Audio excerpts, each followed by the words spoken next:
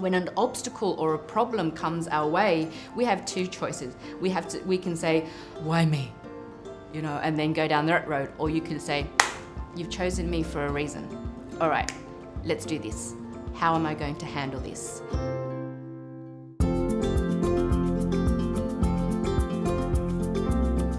My name is Pauline Nguyen. I am in the role of Managing Director at Red Lantern. It's a Vietnamese restaurant. It's the most awarded Vietnamese restaurant in the world. My husband Mark is the chef here, huge advocate for sustainability and the ethics of what we eat, a topic that we're very passionate about at Red Lantern. One of my teachers taught me that in business there are always three roles. There is the artist, the manager, and the entrepreneur.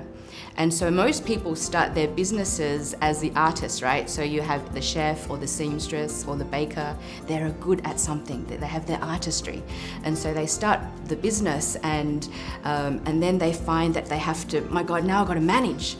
And now I've got to wear all these hats. So try to discover who you are. Are you the artist? Are you the manager? Or are you the entrepreneur?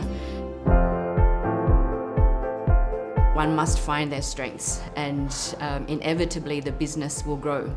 When Mark, Luke and myself were stuck in the restaurant, that was 15 years ago, we were working 80, 90-hour weeks.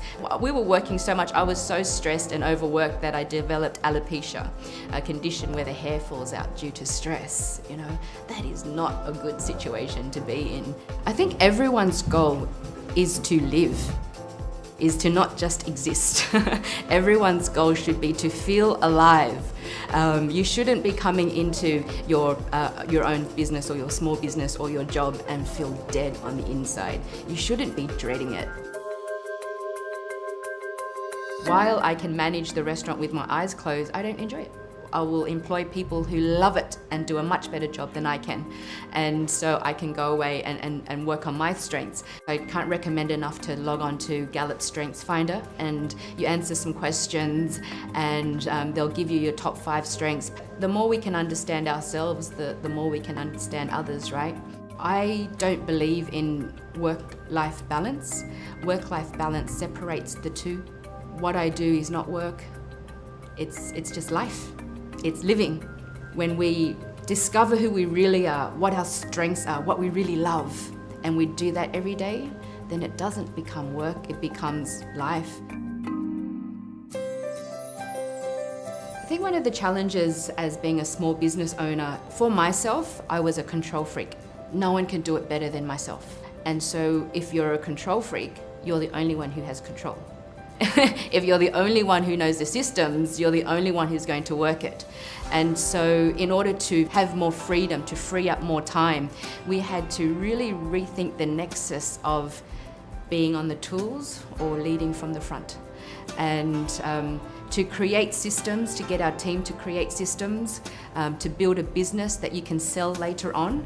And I think one of the biggest challenges, and I hear it time and time again, is the dialogue that small business owners have within themselves is that no one can do it better than I can, and so they're trapped.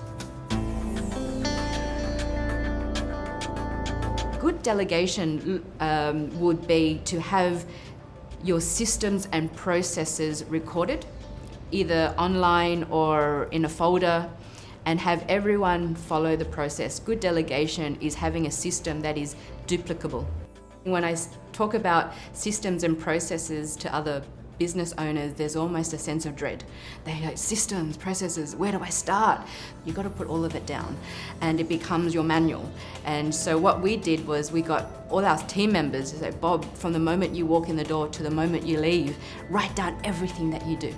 And then we got our reservations girl to do all that as well, and I delegated to someone else to put that all together, and that becomes your systems manual, right? And so when a new team member comes in, they just have to read that. And when you're going to sell the business, that's also a very valuable piece of information that the new owners would want to purchase. When you are in a position of micromanaging, your staff become very, very, very expensive. To find employees who treat your business like their own, then it becomes a lot of fun. Then as a business owner, Your phone very rarely rings. All the little things, you need to deal with that. That's what I pay you for.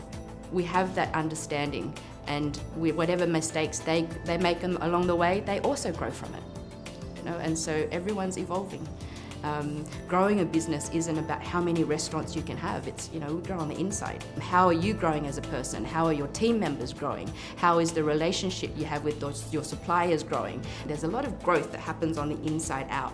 More and more, I look for attitude over aptitude. More and more. I want to be surrounded by positive people. People with huge emotional and social intelligence versus standard IQ. The ones who are not afraid to unlearn what they already know are very valuable, because they already have the foundation, but then they're also flexible to follow your culture, your company culture. And what is culture? Culture is, this is the way we do things around here. When someone has that growth attitude, all the other skills they can learn later on, they're coachable. And they're a pleasure to be with. Two very important things. If you're coachable and a pleasure to be with, then we can create magic together. At Red Lantern especially, feedback is so very, very important for us. So our feedback system is when a customer leaves the restaurant, they get a text message. Thank you very much. It's a quick tool, it's called Typeform. The responses get emailed to me every day. All the positive feedback I forward to my team. Any negative feedback or any constructive criticism, we address immediately. No one points a finger unless I get feedback from both my team members and as well as a customer. The customer is not always right. When you're bitter, everything tastes terrible. Every experience you have is not a good one. And so it's getting feedback from both the customer and my team members and understanding the whole situation. It's all about making amends, and that is a continual process. I often get asked, are there any regrets in business? How could I have learnt all the things that I have learnt if I didn't make the mistakes? People, they need to understand that failure is a part of being an entrepreneur. Failure is a part of being in business. There is no failure, it's just a word, but there is always feedback. And there are always lessons. Man, I learnt another lesson. How many more lessons? There will always be lessons, Ryan Holiday, he is the author of a book called The Obstacle is the Way. It's one of my Bibles. And he puts it that obstacles don't inhibit our success. Obstacles actually create and define our success.